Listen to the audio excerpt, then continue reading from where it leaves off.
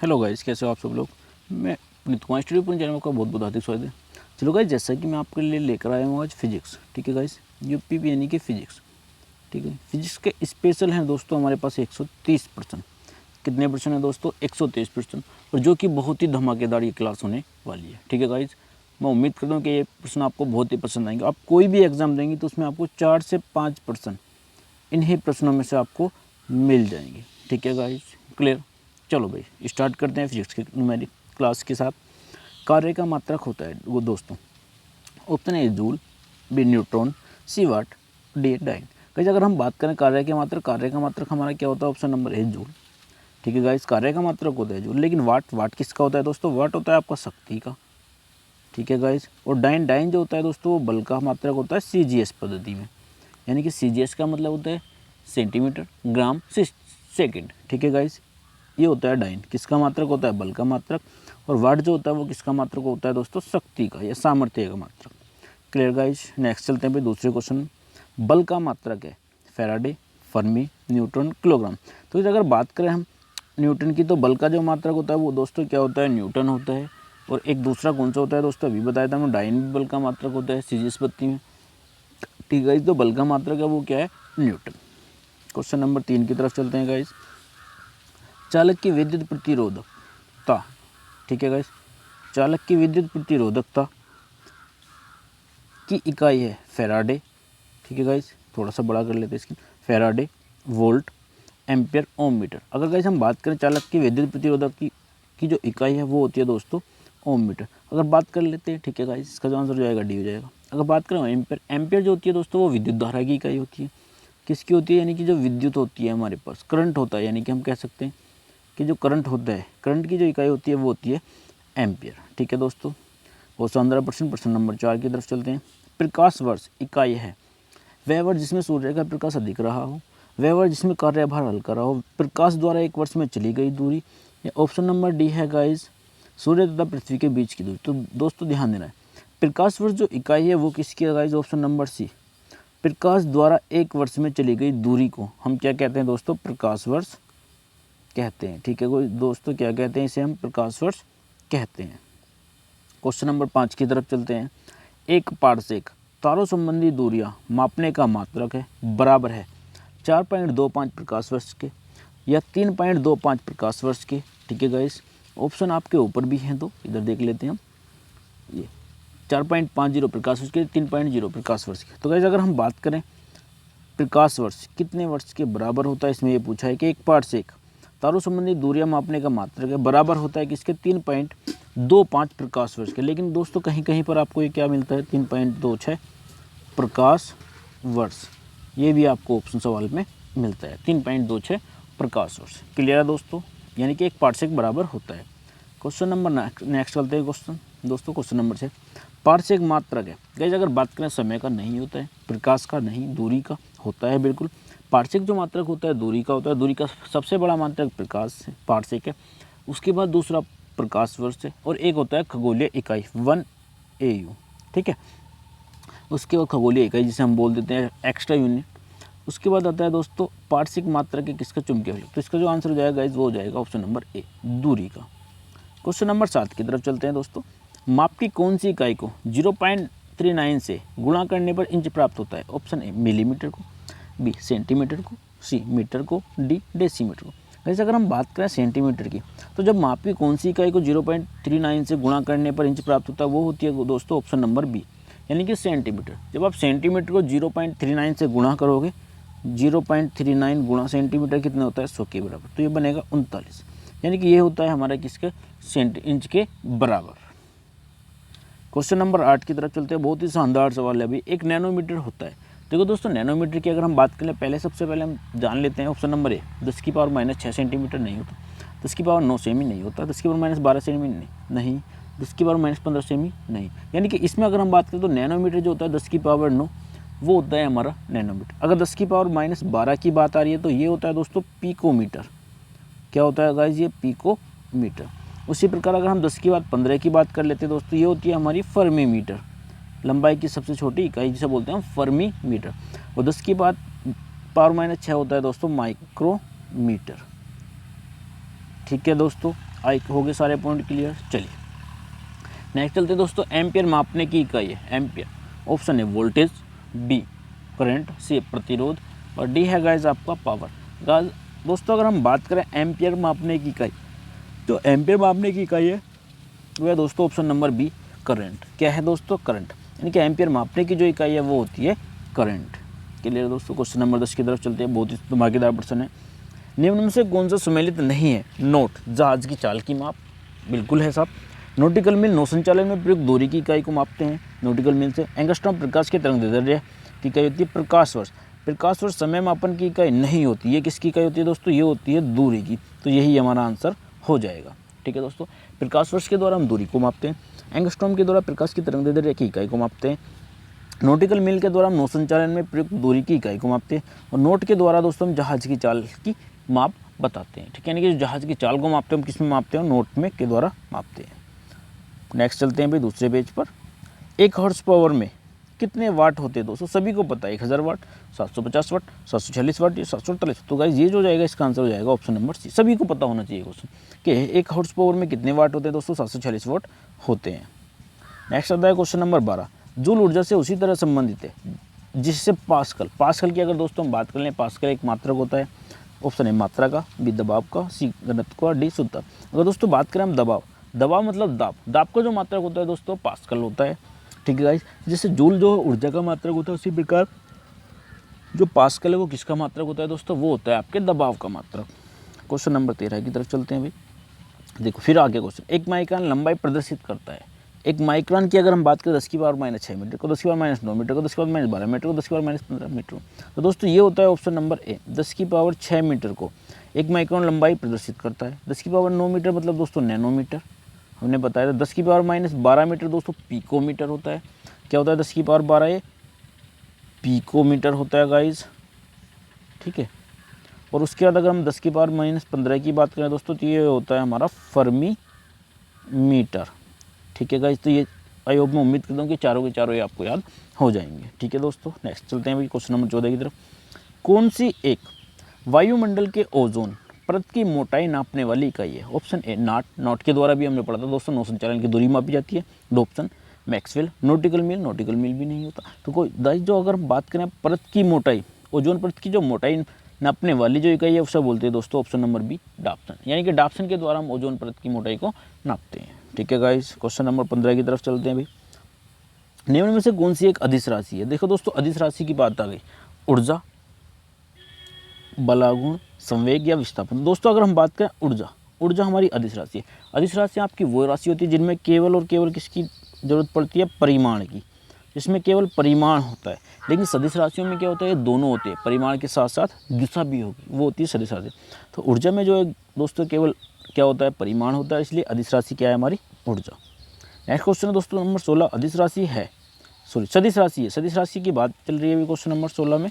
तो देखो गाइस ये आगे हमारा 16, वेग सदिश राशि में, द्रव्यमान, समय, ताप। देखो दोस्तों द्रव्यमान, समय और ताप ये तीनों की तीनों अदिश राशि हैं। लेकिन अगर हम बात करें वेग, वेग कैसी राशि है? सदिश। वेग ही हमारा इसका सही आंसर हो जाएगा। सदिश राशि कौन सी होती है? जिनमें हमारा परिमाण होता है और परिमाण के साथ साथ प्लस उसमें क्या होता है भैया? उसमें दिशा भी होती है। क्लियर दोस्तों? तो ये क्या कहलाती है? ये कहलाती है वेग। नेक्स्ट आता है घनत्व की विमाएँ होती है दोस्तों। अब घनत्व की अगर देखो बात करें ml-3, ml की पावर -2, LT-1, LT-3। दोस्तों देखो घनत्व जो होता है हमारा वो होता है द्रव्यमान, यानी कि द्रव्यमान मतलब मास बटे वॉल्यूम यानी कि आयतन।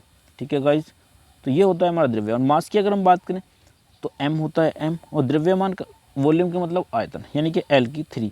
और जब इसे हम ऊपर लिखेंगे तो दोस्तों ये बनेगा ml-3। तो गाइज इसका जो आंसर हो जाएगा वो हो जाएगा ml-3 का ऑप्शन नंबर ए। यानी कि घनत्व की जो विमा होगी दोस्तों वो हो जाएगी ml की पावर -3। नेक्स्ट चलते हैं दोस्तों, सही सुमेलित करना है कार्य, सुमेलित नहीं है कार्य। कार्य की विमा ml की पावर 2, संवेग mlt-1, बल mlt-2, दाब ml1 T2, संवेग हो गया mlt-1। दोस्तों इसमें जो होता है हमारा कार्य की विमा ये ml की पावर 2, ये कार्य की विमा इसमें गलत होती है। ठीक है दोस्तों, तो ये हो जाएगा दोस्तों MLT माइनस, ये यानी कि जो कार्य की जो विमा सही नहीं है, यानी कि वो कार्य की विमा ये सही नहीं है। कौन सा सुमेलित नहीं है दोस्तों, फिर से चलते हैं हम। देखो नेक्स्ट सवाल बहुत शानदार प्रश्न है। डेसिबल ध्वनि की प्रबलता की इकाई है, बिल्कुल है सब। अशुशक्ति शक्ति की ये बिल्कुल है। सऊदी मील नौ संचालन में दूरी की इकाई है। सेल्सियस उष्मा, सेल्सियस भी उष्मा की इकाई, लेकिन सऊदी मील नहीं होता, ये होता है दोस्तों कौन सा, नॉटिकल मील। ठीक है, तो सऊदी मील की जगह नॉटिकल मील होता तो सारे से ही होते हैं, लेकिन यहाँ पर नहीं पूछा है, तो ये हो जाएगा इसका आंसर बी। यानी कि जो बी ऑप्शन है आपका, सऊदी मील नौ संचालन में दूरी की इकाई नहीं है। क्लियर है दोस्तों। चलिए नेक्स्ट चलते हैं अभी क्वेश्चन नंबर 20 की तरफ। कौन सी एक उष्मा की इकाई नहीं है? कैलोरी, बिल्कुल उष्मा की इकाई है दोस्तों, ये उष्मा की इकाई होती है कैलोरी। किलो जूल भी होता है, किलो कैलोरी, लेकिन वाट जो होती है वो सामर्थ्य यानी शक्ति की इकाई होती है। ठीक है गाइस, किसकी इकाई होती है? सामर्थ्य, शक्ति की इकाई होती है, तो इसलिए वाट इसका आंसर हो जाएगा। क्लियर दोस्तों। नेक्स्ट चलते हैं अभी क्वेश्चन नंबर 21 की तरफ। 21 में क्या कहा कि 1 पिकोग्राम बराबर होता है। देखो दोस्तों, मैंने अभी आपको बताया था कि 10 की पावर -6 माइक्रोग्राम होता है, 10 की पावर 9 नैनोग्राम होता है, 10 की पावर -12 पिकोग्राम होता है, 10 की पावर -2 एंगस्ट्राम होता है। ठीक है, तो 10 की पावर -12 इसका क्या हो जाएगा, आंसर हो जाएगा कि 1 पिकोग्राम बराबर होता है, किसके बराबर होता है? 10 की पावर -12 ग्राम के। ठीक है दोस्तों। नेक्स्ट आता है पारिस्थितिक दबाव की इकाई क्या है, यानी कि दबाव की बात चल रही है, मतलब दाब की बात चल रही है। Option A bar, B note, C joule, D ohm. Joule तो दोस्तों आपकी किसकी होती है? भाई ऊर्जा की जूल होती है। अगर बात करें बार, तो दोस्तों बार जो होता है वो दबाव की इकाई होती है, जबकि दबाव की इकाई हमारे पास क्या होती है दोस्तों? पास्कल भी होती है। क्लियर दोस्तों। तो बार जो होगा वो किसकी इकाई होगी? पारिस्थितिक दबाव की इकाई होगी। क्लियर। नेक्स्ट चलते हैं भाई पेज नंबर 3 पर। तेल, बहुत शानदार प्रश्न है गाइस, इसमें मैं उम्मीद करता हूँ कि ये क्लास आपको बहुत ही अच्छी लगी। तेल का एक बैरल निम्न में से लगभग कितना होता है? 131 litre, 159 litre, 179 litre, 201 litre. Guys अगर हम बात करें तेल के एक बैरल की, उसकी माप जो होती है वो कितनी होती है? वो होती है 159 लीटर। ठीक है दोस्तों। कितना होता है अभी तेल का एक बैरल? तेल का बैरल होता है दोस्तों 159 लीटर। नेक्स्ट आता है दोस्तों लंबाई की न्यूनतम इकाई है। Option A micron, B nanometre, C angstrom और डी फर्मीमीटर। दोस्तों अगर हम बात करें लंबाई की न्यूनतम इकाई की, तो वो होता है हमारा ऑप्शन नंबर डी फर्मीमीटर। लंबाई की न्यूनतम इकाई होती है, जिसे हम कहते हैं 10 की पावर -15 मीटर। ठीक है दोस्तों, क्या होता है फर्मीमीटर? किसकी इकाई होती है? लंबाई की न्यूनतम इकाई होती है। क्लियर दोस्तों। चलिए नेक्स्ट चलते हैं अभी क्वेश्चन नंबर 25 की तरफ।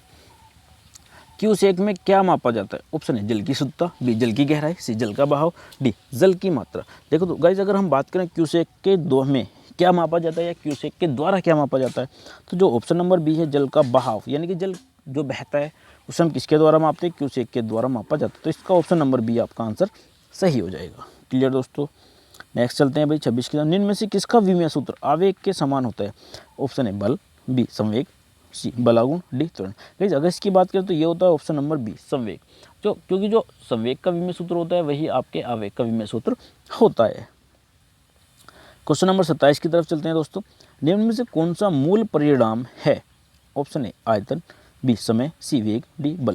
देखो दोस्तों मूल परिणाम का मतलब होता है जो स्वतंत्र राशि है, जो स्वतंत्र राशि है। ठीक है गाइस, उसकी बात चल रही है। अब देखो ये आयतन स्वतंत्र नहीं है, क्योंकि आपका किससे मिलकर बना है? भाई लंबाई, चौड़ाई गुणा ऊंचाई, यानी कि तीनों से मिलकर बनता है आयतन। वेग आपका है नहीं है, क्योंकि वेग में क्या होता है भी आपकी चाल मतलब दूरी बटे समय, यानी कि जो उसमें डिस्टेंस और या विस्थापन बटे समय जो होती है वो होती है। तो गाइस बल में आपका नहीं होता, बल होता है द्रव्यमान गुणा त्वरण का गुणनफल। ठीक है, लेकिन समय में क्या है? क्या किसी के साथ मिलकर बना? नहीं बना। तो इसलिए आपकी जो कौन सी मूल परिणाम है यह स्वतंत्र राशि है, वो हो जाएगी ऑप्शन नंबर बी समय। क्लियर है गाइस, कौन सी राशि हो जाएगी? वो ऑप्शन नंबर बी समय। तो समय आपकी क्या है भाई? मूल राशि है। नेक्स्ट आता है दोस्तों ब्रिटिश पद्धति कहा जाता है। ऑप्शन ए एफपीएस को, बी सीजीएस को, सी एमकेएस को, डी एसआई यूनिट।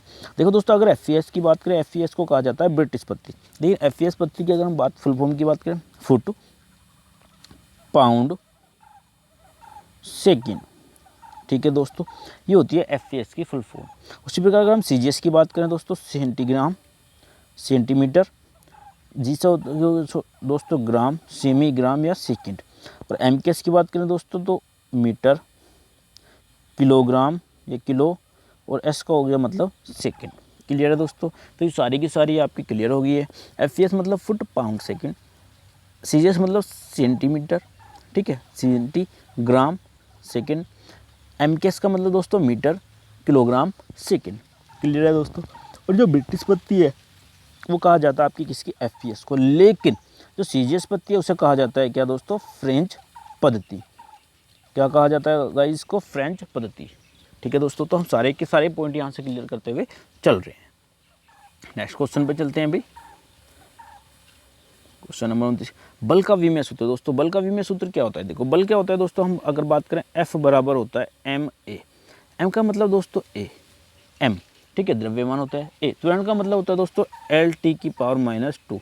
अगर आप इसकी गुणा करोगे तो mL(T)⁻²। क्या mL(T)⁻² ऑप्शन है, जी हाँ बिल्कुल है, ऑप्शन नंबर बी। और यही हमारा क्या हो जाएगा, बल का विमेय सूत्र होगा। नेक्स्ट आता है दोस्तों ध्वनि की तीव्रता मापने हेतु यंत्र है, ऑडियोमीटर, एरोमीटर, आमीटर, अल्टीमीटर। दोस्तों अल्टीमीटर्स के द्वारा ऊंचाई मापी जाती है, ठीक है, ऊंचाई मापने का यंत्र। आमीटर दोस्तों विद्युत को मापने का यंत्र, ठीक है। और ऑडियोमीटर होता है ध्वनि की तीव्रता को मापने वाला यंत्र, ठीक है गाइस। तो ऑडियोमीटर क्या हो जाएगा हमारे पास, ध्वनि की तीव्रता मापने हेतु यंत्र। नेक्स्ट चलते हैं दोस्तों, कौन सी राशि स्वतंत्र नहीं है, ऑप्शन नंबर ए लंबाई, बी समय, सी द्रव्यमान, डी चाल। अगर देखो इसने पूछा कि स्वतंत्र नहीं है, पिछले सवाल में पूछा था कि मूल मात्रा क्या स्वतंत्र राशि है जो कि हमारा समय है, लेकिन स्वतंत्र नहीं है। लंबाई आपकी बिल्कुल स्वतंत्र होती है, समय भी स्वतंत्र होता है, द्रव्यमान भी स्वतंत्र, लेकिन चाल जो है आपकी स्वतंत्र नहीं है, क्योंकि चाल किस पर डिपेंड करती है, दूरी और समय पर निर्भर करती है। ठीक है गाइस, कि आप कितने समय में कितनी दूरी चलोगे, तो वही तो हमारी चाल होती है। तो गाइस इसका जो आंसर हो जाएगा वो हो जाएगा option number D. Question number 32 की तरफ चलते हैं दोस्तों, गुरुत्वाकर्षण के सार्वभौमिक नियम का प्रतिपादन किसने किया था। ऑप्शन ए दोस्तों न्यूटन ने, बी है गैलीलियो ने, सी कोपर्निकस ने, डी आइंस्टाइन ने। तो गाइस इसका जो आंसर हो जाएगा ऑप्शन नंबर ए।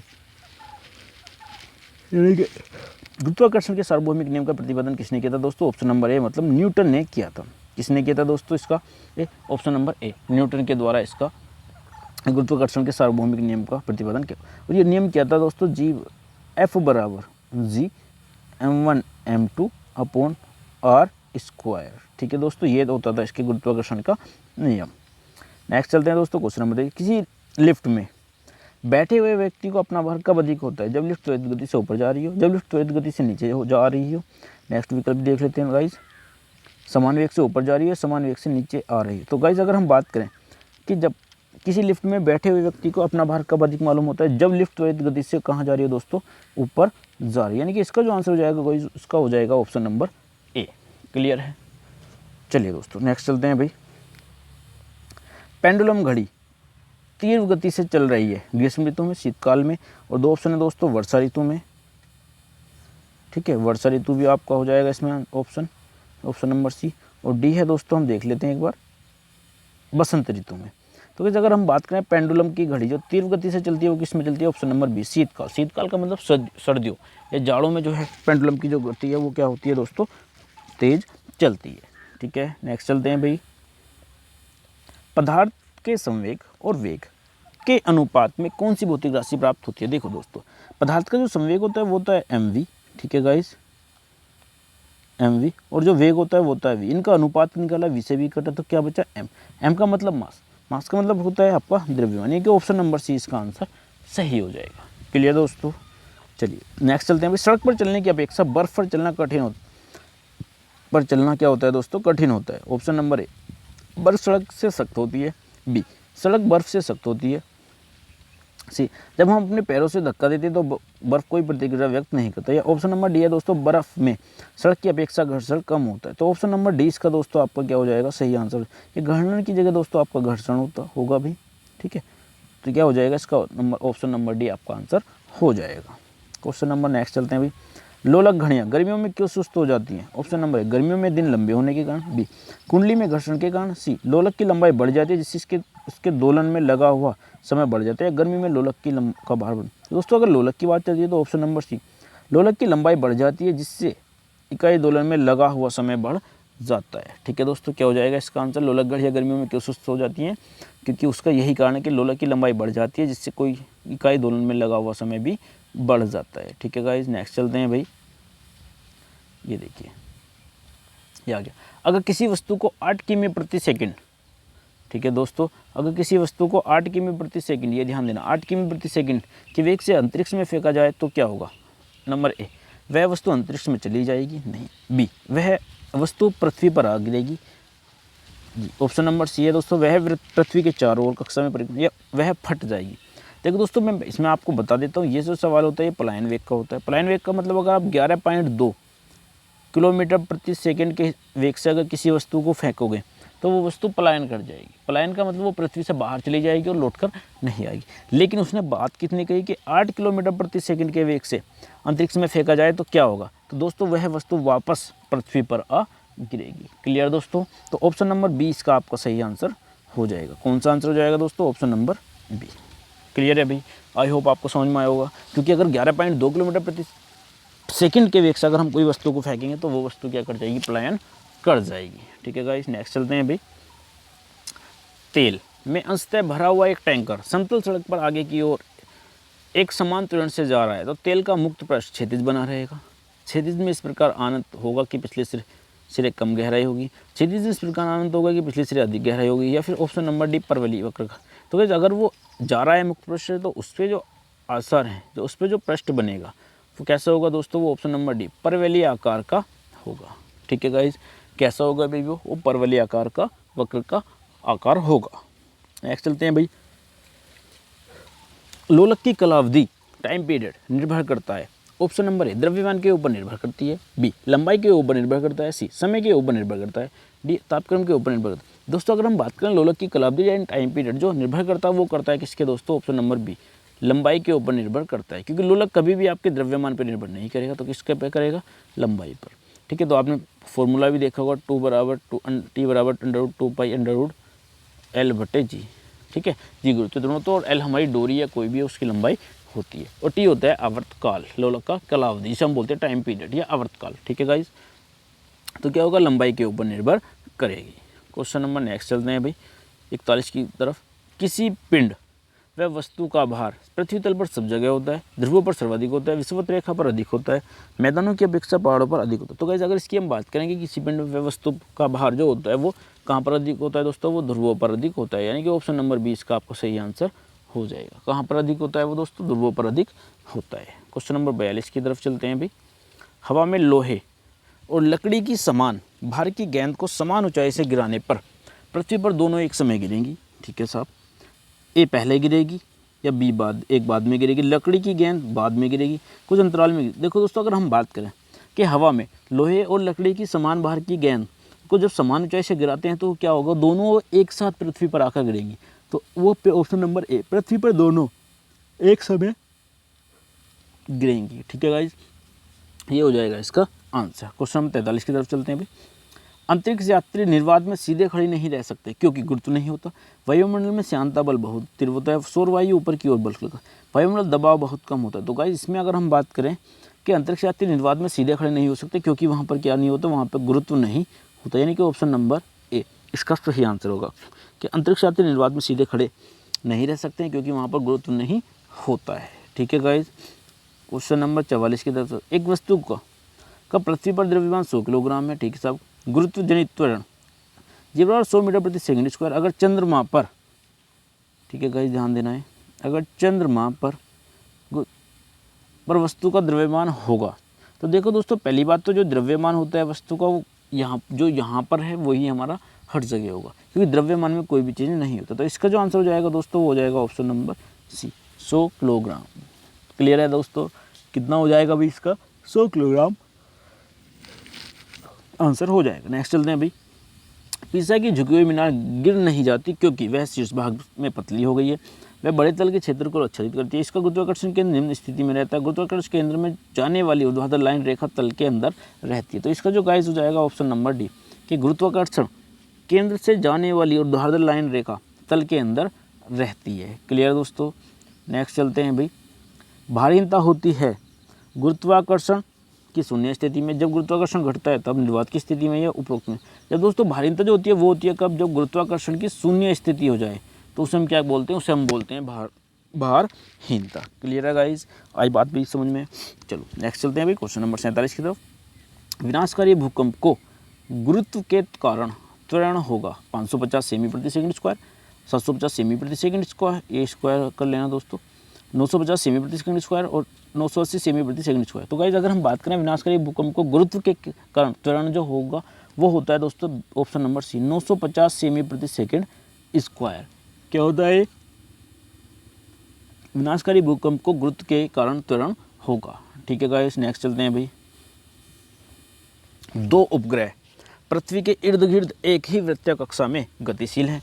निम्न में से कौन सा एक सही है? उपग्रहों का द्रव्यमान समान होगा, उपग्रहों की चाल समान होगी, उपग्रहों की गति जो समान होगी, उपग्रहों का कोणीय वेग समान हो। तो गाइस अगर हम बात करें कि दो उपग्रह पृथ्वी के इर्द गिर्द एक ही वृत्तीय कक्षा, ठीक है गाइस, एक ही वृत्तीय कक्षा में गतिशील हैं, तो निम्न में कौन सा होगा? तो उपग्रहों की जो चाल है वो कैसी होगी भाई?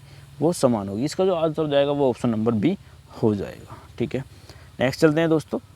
एक अंतरिक्ष यात्री को एक अंतरिक्ष यान में पृथ्वी पर परिक्रमा करते समय अनुभव होता है अधिक भार का, भारहीनता का, कम भार का, कुछ भी नहीं। तो ये जो इसका ऑप्शन नंबर सी है वो आपका सही आंसर होगा। भारहीनता का उसे क्या होता है? अनुभव होता है। क्लियर है भाई? इसका अनुभव होता है भी, उसको भारहीनता का अनुभव होता है। नेक्स्ट चलते हैं भाई क्वेश्चन नंबर 50 की तरफ। पृथ्वी के परितः परिक्रमा कर रहा कृत्रिम उपग्रह इसलिए पृथ्वी पर नहीं गिरता क्योंकि पृथ्वी का आकर्षण उतनी दूरी पर स्थित होता है। चंद्रमा के आकर्षण से निष्क्रिय हो जाता है। उसकी नियत चाल के लिए आवश्यक गति प्रदान करता है, उसकी गति के लिए आवश्यक त्वरण प्रदान करता है।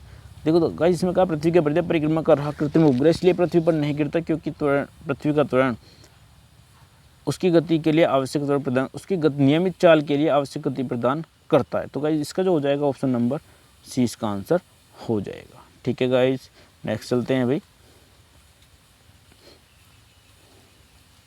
नेक्स्ट में कहा दोस्तों पत्थर को ठोकर मारने से व्यक्ति को चोट लगने का कारण है। ऑप्शन नंबर ए जड़त्व, बी वेग, सी प्रतिक्रिया, डी समय। गाइस अगर देखो आप किसी पत्थर को या किसी को चोट ठोकर मारोगे तो आपको भी चोट लगेगी, तो उसका जो कारण होता है वो होता है प्रतिक्रिया, यानी कि न्यूटन का तृतीय नियम, क्रिया प्रतिक्रिया का नियम। तो इसका आंसर हो जाएगा दोस्तों प्रतिक्रिया। नेक्स्ट चलते हैं भाई गाइस क्वेश्चन नंबर 52 की तरफ। पनडुब्बियाँ पानी में चलती हैं, उनके इंजनों में निम्नलिखित में से किस ईंधन का प्रयोग किया जाता है? ऑप्शन नंबर ए है दोस्तों पेट्रोल, ऑक्सीजन, बी है डीजल, सी है दोस्तों बैटरी, डी है भाप। गाइस अगर पनडुब्बियों की बात करें जो पानी में चलती है तो उसमें जो यूज होता है वो होता है ऑप्शन नंबर सी, जिसे हम क्या कह देते हैं? उसे हम कह देते हैं दोस्तों डीजल। क्लियर है गाइस? आई बात समझ में भाई? नेक्स्ट चलते हैं भाई। दूध को मथने पर क्रीम अलग हो जाती है, यानी कि जब हम दूध को से हम क्रीम अलग करते हैं जिससे कहते हैं दूध चलाते हैं, तो उसमें क्या कारण है? ए गुरुत्वीय बल, बी अभिकेंद्र बल, सी अपकेंद्र बल, डी घर्षण बल। जैसे अगर इसकी बात करें तो इसका जो आंसर होगा वो होगा बी अपकेंद्र बल। अपकेंद्र बल के कारण ही ऐसा होता है। क्या होता है दोस्तों? दूध को मथने पर क्रीम अलग हो जाती है। Clear guys? नेक्स्ट चलते हैं भाई क्वेश्चन नंबर 54 की तरफ। अधिक द्रव्यमान वाली एक क्रिकेट बॉल को और एक टेनिस बॉल को समान वेग से फेंका जाता है। यदि इन्हें रोका जाए तो क्रिकेट बॉल के लिए निम्नलिखित में से किसकी आवश्यकता होगी? अधिक बल की, समान बल की, कम बल की या फिर? तो इसमें जो क्रिकेट बॉल है उसके हम किसकी, यानी कि उसे हमें रोकने के लिए अधिक बल की आवश्यकता पड़ेगी। क्लियर है गाइज? ना ही समान बल की जरूरत पड़ेगी, ना ही कम बल की, ना अपरित बल की। जो इसका जो आंसर हो जाएगा वो हो जाएगा ऑप्शन नंबर ए अधिक बल की जरूरत। घड़ी की कुंडलिक कमानी में ऊर्जा होती है। ठीक है गाइस, कौन सी ऊर्जा होती है? ऑप्शन ए गतिज ऊर्जा, बी दाब ऊर्जा, सी स्थितिज ऊर्जा, डी है दोस्तों रासायनिक ऊर्जा। अगर घड़ी की कुंडलिक कमानी में जो बात करते हैं, कमानी में जो ऊर्जा होती है वो कौन सी ऊर्जा होती है गाइस? वो होती है ऑप्शन नंबर बी दाब ऊर्जा। ठीक है गाइस, कौन सी ऊर्जा होती है अभी? ऑप्शन नंबर बी है आपका क्या आंसर हो जाएगा इसका? दाब ऊर्जा उसमें होती है। ठीक है गाइस, नेक्स्ट चलते हैं भाई आपको क्वेश्चन नंबर 56 की तरफ। यदि किसी वस्तु का वेग कितना कर दिया जाए दोस्तों? 3 गुना कर दिया जाए। यदि किसी वस्तु का वेग कितना कर दिया जाए दोस्तों? 3 गुना कर दिया जाए। एक मिनट भाई, इसमें ऊपर वाले क्वेश्चन को सही से देख लेते हो एक बार। उसने कहा कि घड़ी की कुंडलिक कमानी में ऊर्जा होती है गतिज ऊर्जा, दाब ऊर्जा, स्थितिज ऊर्जा। तो इसमें गाइस ऑप्शन नंबर बी ये आपका है, ये है ना बी स्थितिज ऊर्जा। जो स्थितिज ऊर्जा इसका आपका क्या हो जाएगी? सही आंसर हो जाएगी। ठीक है गाइस, यदि किसी वस्तु का वेग 3 गुना बढ़ा दिया जाए तो उसकी गतिज ऊर्जा क्या होगी? देखो गाइस गतिज ऊर्जा की अगर हम बात करें क्या होती है? 1/2 mv²। ठीक है गाइस, ये होती है। लेकिन वो कह रहा है कि इस mv को 3v कर दिया जाए, तो 3v का स्क्वायर करेंगे तो दोस्तों 1/2 m गुणा 3v का होल स्क्वायर करेंगे तो 9। तो यानी कि कितनी गुना हो जाएगी? 9 गुणा 1/2 mv²। तो इसका मतलब ये हो गया गाइस, ये हो जाएगी आपकी 9 गुना। कितनी गुना हो जाएगी दोस्तों? 9 गुना ये आपकी हो जाएगी। इसमें देखो ऑप्शन नंबर है कौन सा हमारे पास guys? Option number B C इसका सही आंसर होगा। यानी कितनी हो जाएगी? 9 गुना हो जाएगी। नेक्स्ट है दोस्तों, निम्न में से कौन सा ऊर्जा का प्राकृतिक स्रोत नहीं है? ऑप्शन नंबर ए विद्युत, बी कोयला, बी लकड़ी, सी कोयला, डी सूर्य। तो गाइस इसमें अगर हम बात करें ऊर्जा का जो प्राकृतिक स्रोत नहीं है वो है ऑप्शन नंबर ए विद्युत। विद्युत जो है ऊर्जा का प्राकृतिक स्रोत नहीं है। क्लियर है दोस्तों? नेक्स्ट चलते हैं भाई, कार्बोरेटर का उपयोग किसके लिए किया जाता है? ऑप्शन नंबर ए, इंजन को पेट्रोल की आपूर्ति कराना, पेट्रोल के साथ हवा को नियंत्रित करना, या सी, पेट्रोल को शुद्ध करना। ठीक है गाइज, या ऑप्शन नंबर डी है आपका, ठीक है गाइज, हवा को शुद्ध करना। तो गाइज अगर हम बात करें कार्बोरेटर का जो उपयोग होता है वो क्या करता है? वो पेट्रोल के साथ हवा को क्या करता है दोस्तों? नियंत्रित करता है। क्या करता है गाइज? वो पेट्रोल के साथ हवा को नियंत्रित करना। क्लियर दोस्तों। नेक्स्ट चलते हैं भाई, किसी प्रणाली में कणों का भार केंद्रित होने वाले बिंदु को कहते हैं? दोलन का केंद्र, द्रव्यमान का केंद्र, निलंबन का केंद्र, या गुरुत्वाकर्षण का केंद्र। गाइज अगर देखो बात करें किसी प्रणाली में कणों का जो भार केंद्रित होने वाले बिंदु को क्या कहते हैं? उसे कहते हैं ऑप्शन नंबर डी, यानी कि गुरुत्वाकर्षण का केंद्र। क्या कहते हैं गाइज? इसे गुरुत्वाकर्षण का केंद्र। नेक्स्ट चलते हैं गाइज, नितिन सवेरे सवेरे गंगा नदी में स्नान कर रहा था, अचानक वह तैरने लगा। नितिन पानी में तैरता है, यह गति के किस सिद्धांत को सत्यापित करता है? ऑप्शन नंबर ए गाइज, गति का प्रथम सिद्धांत, या गति का द्वितीय सिद्धांत। तीसरा है दोस्तों आपका, इधर देख लेते हैं भाई, गति का तृतीय सिद्धांत, या इनमें से कोई। तो गाइज अगर हम बात करें इसकी तो सी जो हमारा आंसर है वो सही होगा, क्योंकि आप जब नदी में गाओगे तो न्यूटन का वहाँ पे तृतीय नियम आपका क्या करेगा? फॉलो करेगा। ठीक है गाइज, कि क्रिया प्रतिक्रिया का नियम जिसे हम कह देते हैं। नेक्स्ट क्वेश्चन, आकाश में उड़ते पक्षी में होती है? ऑप्शन ए गति शक्ति, बी ना तो गति और ना तो स्थिति शक्ति, सी स्थिति शक्ति, डी दोनों गति शक्ति और स्थिति शक्ति। यानी कि ऑप्शन नंबर डी इसका सही आंसर हो जाएगा कि दोनों गति शक्ति और स्थिति शक्ति, यानी कि जिसे हम कह सकते हैं कि उसमें स्थिति ऊर्जा भी होती है और गति ऊर्जा भी होती है जब पक्षी आकाश में उड़ते हैं। ठीक है गाइज। नेक्स्ट क्वेश्चन नंबर 62, किसी उपग्रह में किसी अंतरिक्ष यात्री द्वारा गिराया गया चम्मच फर्श पर गिर जाएगा, अचल रहेगा, उपग्रह की गति का अनुसरण करता रहेगा, स्पष्ट रेखीय दिशा में चला रहेगा। तो गाइस ये जो ऑप्शन नंबर सी इसका सही आंसर होगा कि उपग्रह की जो गति है का क्या करता रहेगा? अनुसरण करता रहेगा। क्या होगा दोस्तों? ये चम्मच अनुसरण करता रहेगा। नेक्स्ट क्वेश्चन नंबर 63, निम्न में से कौन सा बल क्षयकारी बल है? क्षयकारी की मतलब जिसे हम बोल देते हैं एक तरीके से छलावा बल, है ना, छदम बल भी बोल देते हैं। तो ए गुरुत्व बल, बी घर्षण बल, सी स्थिर बिंदु, डी चुंबकीय बल। तो भाई जो ऑप्शन नंबर बी है वो आपका सही आंसर होता है, यानी कि जो घर्षण बल है उसे हम क्षयकारी या छदम या फिर छलावा बल भी बोलते हैं। क्लियर दोस्तों। नेक्स्ट चलते हैं भी क्वेश्चन नंबर 64 की तरफ। शून्य में स्वतंत्र रूप से गिरने वाली वस्तुओं का की समान गति होती है, समान त्वरण होता है, समान वेग होता है। ये गाइस ऑप्शन नंबर डी है। इसमें अगर हम बात करें समान बल होता है। देखो दोस्तों इन्हीं में से आपका 3 में से आंसर हो जाएगा कि शून्य में स्वतंत्र रूप से गिरने वाली वस्तुओं की का जो होता है वो क्या होता है दोस्तों? अगर हम बात कर लें तो वो होती है भैया आपकी समान वेग होता है। किसका क्या होता है दोस्तों? ऑप्शन नंबर सी सही आंसर इसका हो जाएगा। क्या होता है? समान वेग होता है।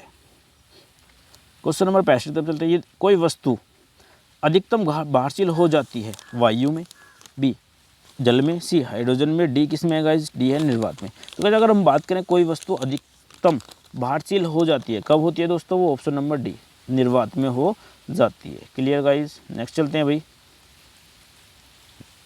विद्युत मोटर में विद्युत ऊर्जा से रूपांतरित होती है गतिज ऊर्जा में, स्थितिज ऊर्जा में, यांत्रिक ऊर्जा में, इनमें से कोई नहीं। तो गाइस इसका जो आंसर है ऑप्शन नंबर बी यानी कि यांत्रिक ऊर्जा में वो क्या होती है? रूपांतरित हो जाती है। नेक्स्ट चलते हैं दोस्तों। कार में स्टीयरिंग में शामिल है एक एकल का, 2 बल जो एक ही दिशा में कार्यरत हैं, 2 बल जो अलग अलग रेखाओं पर तथा विपरीत दिशाओं में करें, या डी बलों का एक युग्म जो विपरीत दिशाओं में तथा उसी रेखा पर कार्यरत कर। तो गाइस इसका जो आंसर हो जाएगा स्टीयरिंग में जो बात कर ले ऑप्शन नंबर ए बलों का एक युग्म जो विपरीत दिशाओं में तथा उसी रेखा पर कार्य करता है। ठीक है गाइस। नेक्स्ट चलते हैं भाई।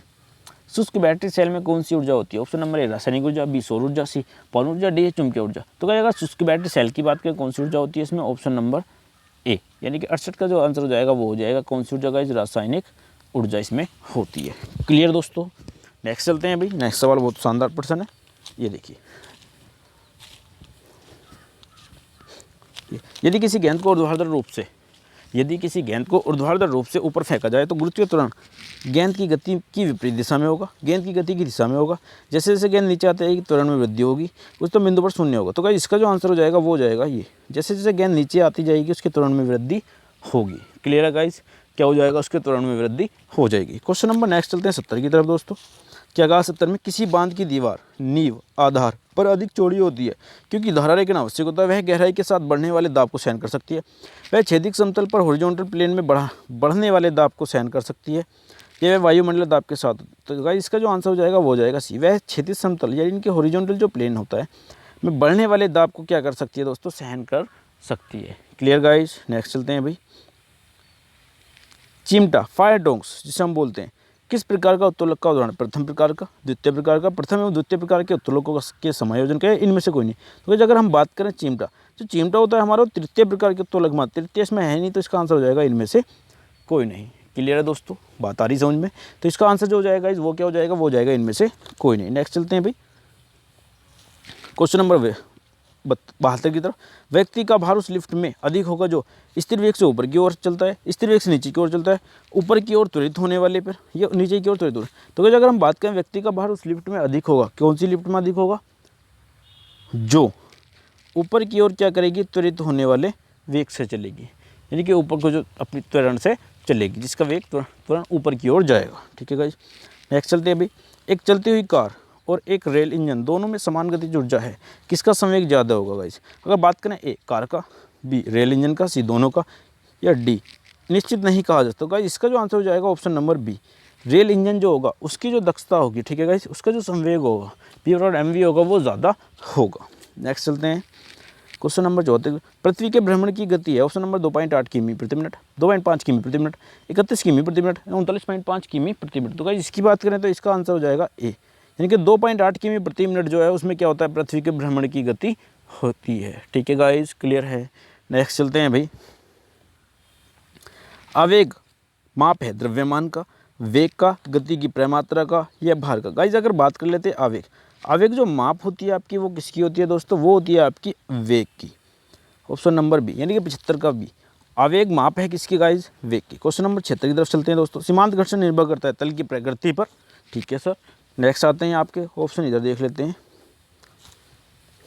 तल की प्रकृति और अभिलंब प्रतिक्रिया पर, तल के क्षेत्रफल पर। तो गाइस अगर हम बात करें 76वें क्वेश्चन की, तो इसका जो आंसर हो जाएगा वो हो जाएगा बी, तल की प्रकृति और अभिलंब की प्रतिक्रिया दोनों पर ही घर्षण क्या करता है? निर्भर करता है। ठीक है गाइस। नेक्स्ट आता है दोस्तों पावर, शक्ति का एसआई मात्रक वाट किसके समतुल्य है? किलोग्राम मीटर प्रति सेकंड स्क्वायर के, या किलोग्राम मीटर स्क्वायर सेकंड की पावर 3 के। नेक्स्ट है दोस्तों सी ऑप्शन है, kilogram metre square second inverse के, इन्वर्स की मतलब प्रति सेकंड की 3 के। तो इसका जो अगर हम बात करें आंसर की, तो इसका जो आंसर हो जाएगा गाइज वो हो जाएगा ऑप्शन नंबर सी। क्या हो जाएगा गाइज? इसका आंसर हो जाएगा सी। इसके समतुल्य होता है क्या? पावर, शक्ति का एसआई मात्रक वाट। ठीक है गाइज। नेक्स्ट वाला, निम्न में से कौन सा प्रथम श्रेणी का लीवर का उदाहरण है? Option number A plier, B सरोता, सी है गाइज आपका चिमटा, डी उपयुक्त सभी। तो गाइज अगर हम इसकी बात करें आंसर की, तो इसमें जो आंसर आएगा वो आएगा आपका ऑप्शन नंबर ए, ये प्लायर। प्लायर जो होता है किसका होता है? प्रथम श्रेणी के लीवर का उदाहरण होता है। क्लियर दोस्तों। नेक्स्ट चलते हैं भाई। किसी पिंड का गुणधर्म जो विश्व में अपनी स्थिति से स्वतंत्र है कहलाता है घनत्व, आयतन, भार, संहति। तो गाइज वो जो कहलाता है वो कहलाता है क्या? संहति। क्वेश्चन नंबर 80 की तरफ चलते हैं गाइज। क्षैतिज वृत्त में नियत चाल से गतिशील वस्तु के लिए नियत है गतिज ऊर्जा, वेग और त्वरण दोनों, या त्वरण। तो गाइज अगर हम बात करें क्षैतिज वृत्त में नियत चाल से गतिशील वस्तु के लिए क्या नियत होता है? तो गाइज वो होता है ऑप्शन नंबर डी, यानी कि त्वरण उसके लिए क्या रहता है? नियत रहता है। नेक्स्ट आता है क्वेश्चन नंबर 81 दोस्तों। राकेट यहाँ पर के सिद्धांत पर कार्य करता है? ऊर्जा संरक्षण के, बर्नौली प्रमेय के, एवोगाद्रो परिकल्पना के, या संयुक्त। तो गाइस इसकी बात करें तो ऑप्शन नंबर डी इसका आपको सही आंसर हो जाएगा कि जो रॉकेट होता है वो किसके सिद्धांत पर कार्य करता है दोस्तों? वो करता है संवेग संरक्षण के सिद्धांत पर। Clear guys. नेक्स्ट चलते हैं भाई। किस प्रकार के रेल इंजन की दक्षता सर्वाधिक होती है? तो हम देख लेते हैं दोस्तों। पेट्रोल के, ए पेट्रोल है दोस्तों, बी डीजल के, ठीक है गाइस, किसके? बी होता है आपका दोस्तों डीजल के, सी विद्युत के, डी भाप के। तो गाइस अगर हम इसकी बात करें तो बात कर लेते हैं ऑप्शन नंबर सी, यानी कि जो विद्युत के जो इंजन होते हैं उनकी दक्षता क्या होती है? अधिक होती है। वेग को यदि दुगना कर दिया जाए, ठीक है गाइस, वेग को यदि दुगना कर दिया जाए तो संवेग पर क्या प्रभाव पड़ेगा? तो संवेग भी दोस्तों क्या हो जाएगा? दुगना हो जाएगा। ठीक है गाइस, मैं डायरेक्टली आंसर बता रहा हूँ। यदि वेग को यदि दुगना कर दिया जाए तो संवेग पर क्या प्रभाव पड़ेगा? तो संवेग भी आपका दुगना हो जाएगा। क्वेश्चन नंबर 84 की तरफ चलते हुए। एक वस्तु के जड़त्व की प्रत्यक्ष निर्भरता है? ऑप्शन ए द्रव्यमान पर, बी आयतन पर, सी वेग पर, डी समय पर। तो गाइस इसका जो आंसर हो जाएगा वो हो जाएगा ऑप्शन नंबर ए, यानी कि एक वस्तु के जो जड़त्व की प्रत्यक्ष निर्भरता है वो किस पर होती है गाइस? वो होती है द्रव्यमान पर। नेक्स्ट आता है दोस्तों। एक मकान की छत से भूमि की ओर एक पत्थर गिराया जाता है, उस पत्थर की गतिज ऊर्जा अधिकतम कब होगी? उसे गिराने के तुरंत बाद, उसके आधी दूरी तक पहुँचने पर, भूमि पर पहुँचने के ठीक पहले, भूमि पर पहुँचने के बाद। तो गाइस इसका जो आंसर हो जाएगा ऑप्शन नंबर सी, कि भूमि पर पहुंचने के ठीक पहले। क्या होगी, उसकी गतिज ऊर्जा अधिकतम हो जाएगी। ठीक है गाइस, नेक्स्ट चलते हैं भाई। नेक्स्ट में कहा वायुयान खड़े लूप में हवाई करतब दिखा सकता है, एक गुरुत्व के कारण, बी अभिकेंद्र बल के कारण, सी भार के कारण, और डी है दोस्तों अपकेंद्र बल के कारण। तो गाइस अगर इसमें हम बात करें कि एक वायुयान खड़े लूप में हवाई करतब दिखा सकता है, तो होता है ऑप्शन नंबर बी, अभिकेंद्र बल के कारण ही वो ऐसा कर सकता है। ठीक है गाइस, क्वेश्चन नंबर 87 की तरफ चलते हैं। जब एक गैस के पात्र में दबाव बढ़ाया जाता है तो उसका द्रव्यमान बढ़ जाएगा, घट जाएगा, बढ़ेगा और फिर घटेगा, या स्थिर है। तो गाइस इसका जो आंसर हो जाएगा ऑप्शन नंबर डी, यानी कि स्थिर रहेगा। जब एक गैस के पात्र में दबाव बढ़ाया जाता है तो उसका द्रव्यमान क्या होता है दोस्तों, स्थिर रहता है। क्लियर गाइस, नेक्स्ट चलते हैं अभी क्वेश्चन नंबर 88 की तरफ। देखो, घड़ी के स्प्रिंग में भंडारित ऊर्जा है, ऑप्शन ए गतिज ऊर्जा, बी स्थितिज ऊर्जा, सी गाइस आपका उष्मा ऊर्जा, और डी है दोस्तों आपका इसमें क्या, रासायनिक। तो ये दोस्तों अगर घड़ी के स्प्रिंग की बात कर लेते हैं, तो जो घड़ी के स्प्रिंग में जो भंडारित ऊर्जा है वो कौन सी ऊर्जा होती है गाइस, वो होती है ऑप्शन नंबर बी आपकी उष्मा ऊर्जा। कौन सी ऊर्जा होती है दोस्तों, बी उष्मा ऊर्जा उसमें होती है।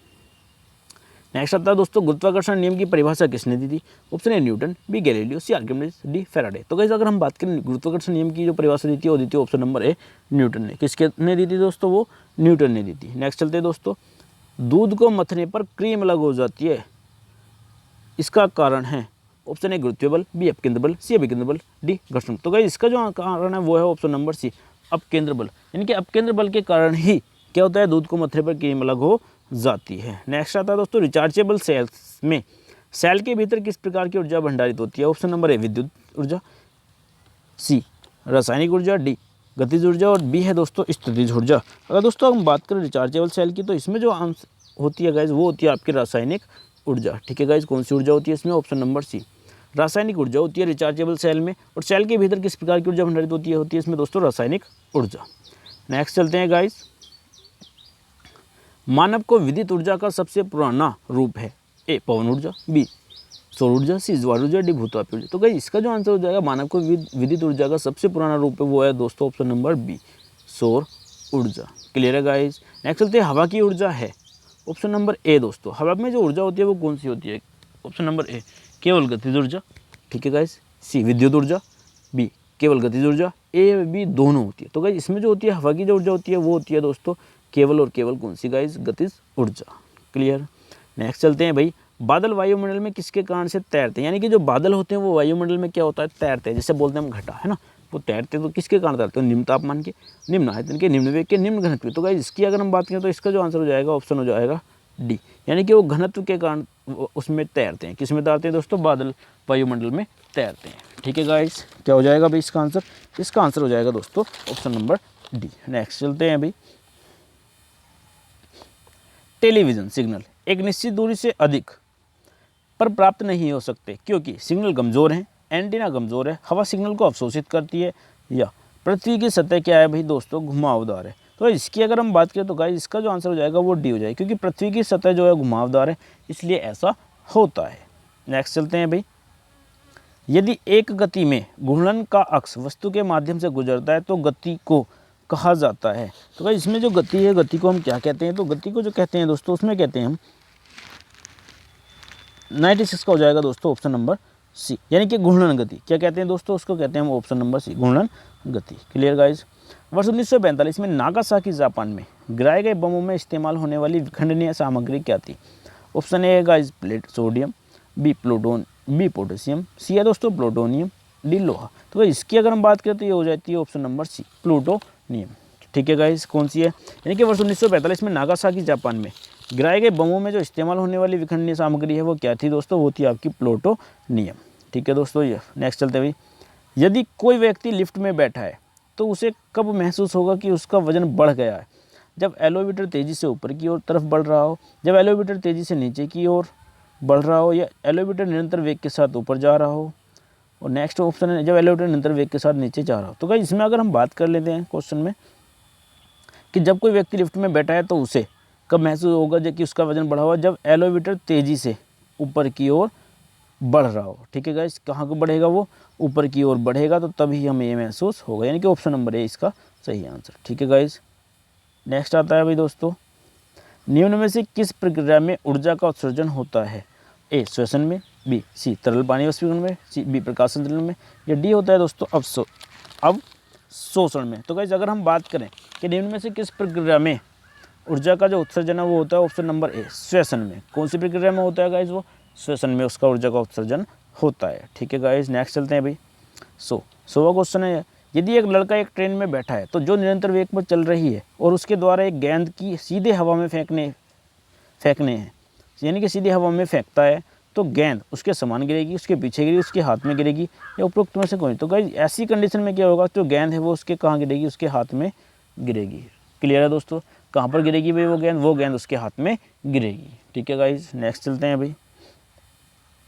निम्न में से क्या एक मौलिक मात्रा है? ए आयतन है, बी समय है, सी वेग है, डी बल है। यानी कि निम्न में से क्या एक मौलिक मात्रा की बात मैंने आपको बताया था दोस्तों, जो स्वतंत्र राशि है वो हमें बतानी है। तो वो हम देख लेते हैं दोस्तों, क्या है? ए आयतन। क्या स्वतंत्र नहीं है? क्योंकि आयतन आपका किससे मिलकर बनता है? लंबाई गुणा चौड़ाई गुणा ऊंचाई से। समय आपका दोस्तों स्वतंत्र है। ठीक है गाइस, क्योंकि बल भी आपका द्रव्यमान और त्वरण से मिलकर बना है, वेग भी आपका भाई किससे मिलकर बना है? दूरी बटे समय से। तो गाइस जो समय होगा वो हमारा सही इसका आंसर हो जाएगा। नेक्स्ट है, स्थिर विज्ञान किसके साथ संबंधित है? स्थिर विज्ञान का मतलब जो स्थिति विज्ञान होता है। ऑप्शन है डायनामिक स्थिति। डायनामिक स्थिति मतलब जो दोस्तों ये गति विज्ञान होता है, तो ये तो इसका आंसर नहीं होगा। रहस्य स्थिति मतलब दोस्तों ये होता है आपका स्थिति विज्ञान। ठीक है गाइज, और मानसिक स्थिति या डेटे का विषय। तो गाइज जो इसका आंसर है ऑप्शन नंबर बी, वो आपका सही होगा। यानी कि जो स्थिर विज्ञान किसके साथ संबंधित होता है दोस्तों? वो रेस्ट की स्थिति के साथ संबंधित होता है।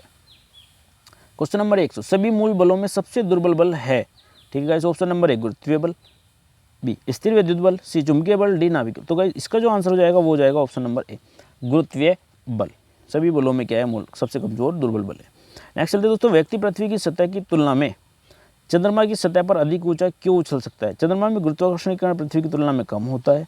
चंद्रमा पर कोई वायुमंडल नहीं होता, चंद्रमा की सतह खुरदरी होती है, चंद्रमा पृथ्वी से अधिक ठंडा होता है। तो गाइस इसका जो आंसर हो जाएगा वो हो जाएगा ऑप्शन नंबर ए कि चंद्रमा में गुरुत्वाकर्षण के कारण पृथ्वी की तुलना में क्या होता है दोस्तों?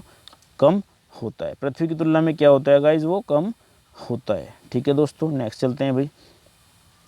105, पृथ्वी के पलायन वेग की अपेक्षा कम वेग पर एक मिसाइल को लॉन्च करने के लिए कुल ऊर्जा चाहिए? ए ऋणात्मक, बी धनात्मक। ठीक है गाइज, सी है आपकी क्या? शून्य, और बी है ए और बी। तो इसका जो आंसर हो जाएगा वो हो जाएगा सी। यानी कि जब आप पृथ्वी के पलायन वेग की अपेक्षा कम वेग पर एक मिसाइल को लॉन्च करने के लिए लॉन्च करते हैं तो आपको कितनी ऊर्जा चाहिए दोस्तों? शून्य ऊर्जा उसमें चाहिए। ठीक है, नेक्स्ट चलते हैं गाइज। निर्वात में, ये निर्वाल नहीं है दोस्तों, निर्वात है। निर्वात में सैटेलाइट उपग्रह सुदूर नियंत्रण द्वारा कक्षा ऑर्बिट में देखा जाता है। पश्चगातिक रॉकेट द्वारा कक्षा में रखा जाता है। गुरुत्वाकर्षण क्षेत्र से ऊर्जा उत्पन्न होती है। ठीक है गाइज, उसके बाद होता है ऑप्शन नंबर डी, कक्षा में परिभ्रमण के लिए किसी ऊर्जा की जरूरत नहीं होती। ठीक है गाइज, किसी ऊर्जा की जरूरत नहीं होती। तो इसका जो आंसर हो जाएगा गाइज वो हो जाएगा आपका ऑप्शन नंबर सी, यानी कि गुरुत्वाकर्षण क्षेत्र में ऊर्जा उत्पन्न करता है। नेक्स्ट आता है दोस्तों, संचार उपग्रह का उपयोग किया जाता है केवल प्राकृतिक संसाधनों की जानकारी देने के लिए, केवल संचार संकेत प्रेषित करने के लिए, केवल संचार संकेत प्राप्त करने, या संचार संकेत प्राप्त करने और पुनः प्रेषित करने के। तो ऑप्शन नंबर जो इसका आंसर है डी, वो आपका सही, यानी कि संचार संकेत तो प्राप्त करने हैं लेकिन ये पुनः प्रेषित भी करने के लिए इसमें काम करते हैं। ठीक है दोस्तों, 107 की बात करते हैं क्वेश्चन। पहिए में बॉल बेयरिंग का काम है? ऑप्शन नंबर ए घर्षण को बढ़ाना, बी गतिज घर्षण को बेलन घर्षण में बदलना, सी स्थितिक घर्षण को गतिज घर्षण में बदलना, डी है दोस्तों बात सुविधा के लिए। वैसे अगर हम बात करें पहियों में बॉल बेयरिंग का जो काम होता है ऑप्शन नंबर बी गतिज घर्षण को बेलन घर्षण में बदलना। कुछ 108 की तरफ चलते हैं गाइज। आपेक्षिक सिद्धांत के अनुसार निम्न में से कौन सा सदा एक समान रहता है? ए किसी वस्तु की लंबाई, बी समय, सी प्रकाश, या डी है प्रकाश का वेग। तो गाइज इसका जो आंसर हो जाएगा वो हो जाएगा प्रकाश का वेग। यानी कि आपेक्षिकता सिद्धांत के अनुसार निम्न में से कौन सा सदा एक समान रहता है? वो होता है प्रकाश का वेग। क्वेश्चन नंबर 9, भिन्न भिन्न द्रव्यमानों के दो पत्थरों को एक भवन के शिखर से एक साथ गिराया जाता है। छोटा पत्थर जमीन पर पहले पहुंचता है, बड़ा पत्थर जमीन पर पहले पहुंचता है, सी दोनों पत्थर जमीन पर एक साथ पहुंचेंगे, या पत्थर की रचना पर निर्भर करता है। तो गाइस इसका जो आंसर है वो हो जाएगा ऑप्शन नंबर सी, दोनों पत्थर जमीन पर क्या होंगे दोस्तों? एक साथ पहुंचेंगे। क्वेश्चन नंबर 10, चावल पकाना कठिन होता है। ऑप्शन नंबर ए पर्वत के शिखर पर, बी समुद्र तल पर, सी खाद्यान्न के नीचे, या डी कहीं भी एक जैसा। तो भाई इसकी बात करें तो ऑप्शन नंबर ए पर्वत के शिखर पर क्या होता है, चावल पकाना जो होता है दोस्तों वो कठिन होता है। यानी कि चावल पकाना कठिन होता है कहाँ पर होता है गाइज, वो पर्वत के शिखर पर।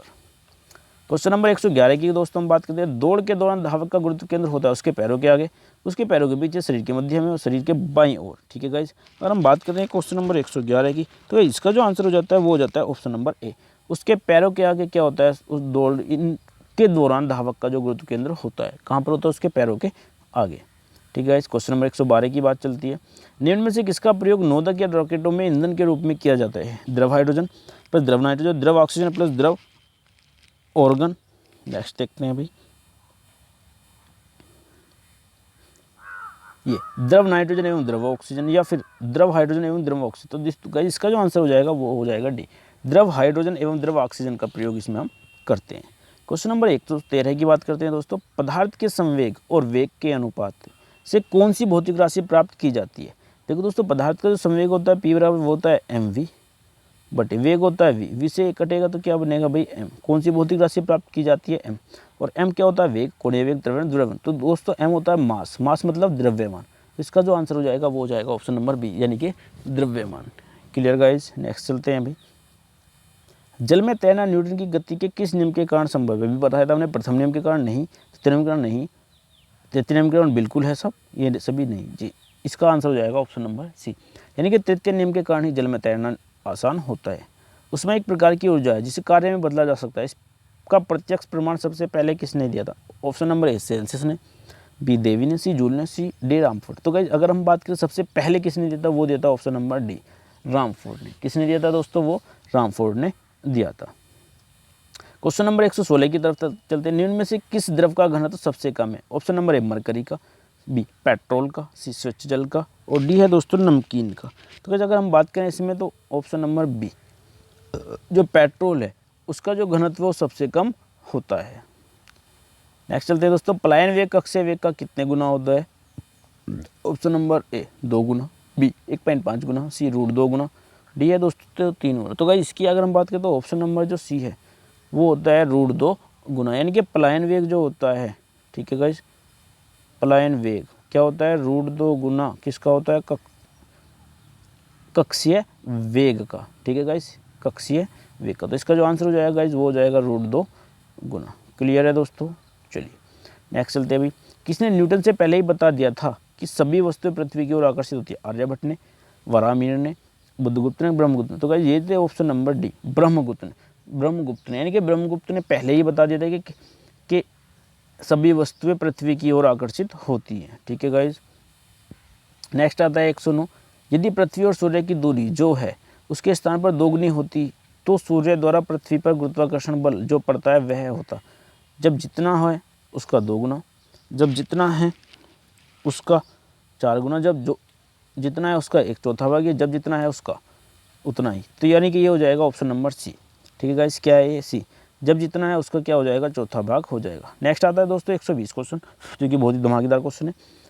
चंद्रमा पर वायुमंडल नहीं होने का कारण क्या है, यह पृथ्वी के निकट है, यह सूर्य से प्रकाश प्राप्त करता है, यह पृथ्वी की परिक्रमा करता है, यह है इस पर गैस के अणुओं का पलायन वेग उनके वर्ग माध्य मूल वेग से कम होता है। तो गाइस इसका जो ऑप्शन नंबर डी है वो सही आंसर हो जाएगा। क्या हो जाएगा दोस्तों, इस पर गैस अणुओं का पलायन वेग उनके वर्ग माध्य मूल वेग से कम होता है। ठीक है गाइस, नेक्स्ट चलते हैं भाई, हाँ ये अपने कक्ष में एक उपग्रह पृथ्वी के चक्कर लगाता रहा है, वह ऐसा निम्न में से किस कारण से करता है। आप केंद्रीय बल से, केंद्राभिमुखी बल से, गुरुत्वाकर्षण बल से, या इनमें से कोई नहीं। कई अगर इसकी बात करें तो इसका जो आंसर हो जाएगा वो हो जाएगा option number B. Option number B का मतलब वो केंद्राभिमुखी, यानी कि जो केंद्र की ओर लग रहा है उस बल के कारण ऐसा होता है। क्या करता है, वो उपग्रह पृथ्वी के चक्कर लगाता रहा है या लगाता है। क्वेश्चन नंबर 122 की तरफ चलते हैं दोस्तों, यदि पृथ्वी का गुरुत्वाकर्षण बल अचानक लुप्त हो जाता है तो निम्न में से कौन सा परिणामी सही होगा। वस्तु का भार शून्य हो जाएगा परंतु द्रव्यमान वही रहेगा। ठीक है ना। नेक्स्ट है दोस्तों, वस्तु का द्रव्यमान शून्य हो जाएगा परंतु भार नहीं रहेगा, वस्तु का भार तथा द्रव्यमान दोनों शून्य हो जाएंगे, वस्तु का द्रव्यमान बढ़े। तो इसका जो आंसर हो जाएगा वो हो जाएगा ओके, वस्तु का भार शून्य हो जाएगा परंतु द्रव्यमान वही रहेगा, यानी कि ऑप्शन नंबर ए, क्योंकि द्रव्यमान आपका कभी भी चेंज नहीं होता है। ठीक है दोस्तों, नेक्स्ट चलते हैं भाई क्वेश्चन नंबर 123 की तरफ। पृथ्वी के चारों ओर परिक्रमा कर रहा कृत्रिम उपग्रह इसलिए पृथ्वी पर नीचे नहीं गिरता क्योंकि पृथ्वी का आकर्षण उतनी दूरी पर अस्तित्वहीन होता है, चंद्रमा के आकर्षण से निष्क्रिय हो जाता है, उसकी नियमित चाल के लिए आवश्यक गति प्रदान करता है। यह ऑप्शन नंबर डी है दोस्तों हमारा, कि उसकी गति के लिए आवश्यक त्वरण प्रदान करता है। तो गाइज इसका जो आंसर है वो ऑप्शन नंबर डी है, यानी कि उसकी गति के लिए वो क्या करता है, आवश्यक त्वरण प्रदान करता है। नेक्स्ट आता है दोस्तों त्वरण ज्ञात करने का सही सूत्र क्या है। तो दोस्तों हमारे पास जो समीकरण होती है वो होती है v बराबर यू प्लस ए टी। अब देखो ये u इधर ले जाऊँ तो मैं हो जाएगा v माइनस यू ए बटे टी, और अगर मैं टी भी यहाँ से हटा दूँ तो क्या बचेगा a बराबर v माइनस यू बटे टी। और यही हमारा दोस्तों क्या होता है, यही होता है हमारा त्वरण, यानी कि वेग परिवर्तन की दर, एकांक समय में वेग परिवर्तन की दर ही क्या कहलाती है, त्वरण कहलाती है। तो गाइस इसका जो इक्वेशन बन रही है वो बन रही है ऑप्शन नंबर ए, कि a बराबर v माइनस यू बटे टी ही इसमें ऐसा होता है। नेक्स्ट आती है दोस्तों प्रक्षालन मशीन की कार्यप्रणाली का सिद्धांत है अपकेंद्रीकरण, बी अपवन, सी प्रतिक्रमण प्रसरण, डी है विसरण। तो इसका जो आंसर हो जाएगा वो हो जाएगा ऑप्शन नंबर ए अपकेंद्रीकरण। क्या होता है दोस्तों, प्रक्षालन मशीन की जो कार्यप्रणाली है का जो सिद्धांत है वो क्या कहता है दोस्तों, वो अपकेंद्रीकरण होता है। नेक्स्ट आता है दोस्तों कौन सी सदिश राशि है, ए संवेग, बी दाब, सी ऊर्जा, डी कार्य। ठीक है, तो अगर हम बात करें संवेग राशि सदिश राशि की तो वो हो जाता है ऑप्शन नंबर ए संवेग। संवेग कैसी राशि है दोस्तों, आपकी एक सदिश राशि है। नेक्स्ट चलते हैं दोस्तों बल का गुणनफल होता है ऑप्शन नंबर ए द्रव्यमान और वेग का, बी ठीक है गाइस ए होता है किसका, द्रव्यमान और वेग का, बी द्रव्यमान और त्वरण का, सी भारोग वेग और डी भार त्वरण। तो जो ऑप्शन नंबर बी है वो आपका सही आंसर है, द्रव्यमान और त्वरण का, यानी कि जो बल का जो गुणनफल होता है वो क्या होता है दोस्तों, वो द्रव्यमान और त्वरण का गुणनफल होता है और कहलाता है बल। एक व्यक्ति एक संवेदनशील तराजू पर खड़ा है, यदि वह गहरी सांस, ठीक है, यदि वह गहरी सांस अंदर लेता है तो तराजू की रीडिंग क्या होगी, घटेगी, रीडिंग पर कोई प्रभाव नहीं पड़ेगा। ठीक है गाइस, वह घटेगा या बढ़ेगा या वायुमंडल दबाव पर निर्भर करेगा या बढ़ेगी। तो गाइस इसका जो आंसर हो जाएगा वो हो जाएगा ऑप्शन नंबर ए, ये क्या होगी, पहले घटेगी। क्वेश्चन नंबर 129, एक द्रव, एक कार और एक मोटरसाइकिल की गतिज ऊर्जा समान है, यदि समान अवरोध बल लगाए जाएं और वे क्रम से एक्स वाई एवं जेड दूरी पर रुके तो एक्स वाई जेड बराबर, option number A, option B X plus Y plus Z, option C X बराबर वाई है, वाई बराबर जेड है, और डी है एक्स बराबर 4y बराबर 8z। तो गाइस इसका जो आंसर हो जाएगा वो हो जाएगा ऑप्शन नंबर सी। ठीक है गाइस, कौन सा हो जाएगा, ऑप्शन नंबर सी। तो गाइस ये थे आपके टॉप 130 प्रश्न। ठीक है गाइस, कौन से थे भाई, 130 प्रश्न थे। आई होप आपको ये क्लास ज़रूर पसंद आएगी दोस्तों, क्योंकि इसमें बहुत ही अच्छे प्रश्न हैं। और दोस्तों अगर ये क्लास पसंद आती है तो प्लीज़ इस चैनल को यार सब्सक्राइब करो और ज़्यादा से ज़्यादा लाइक करो, ठीक है, और शेयर करो। ठीक है, शेयर तो ज़्यादा से ज़्यादा करो ताकि जो लोग हैं भाई उन्हें भी ये वीडियो देखना चाहिए कि कितनी अच्छी ये वीडियो आपके लिए बनी है। ठीक है गाइस, तो गाइस ये वीडियो यहीं तक, कि बाकी हम नेक्स्ट वीडियो में आपके लिए फिर से मैं फिजिक्स की क्लास ही लेकर आऊँगा। ठीक है, जो कि एक दमदार ही प्रश्नों के साथ वो आपकी क्लास होगी। ठीक है गाइस, बाकी नेक्स्ट वीक में हम आपसे मुलाकात करते हैं।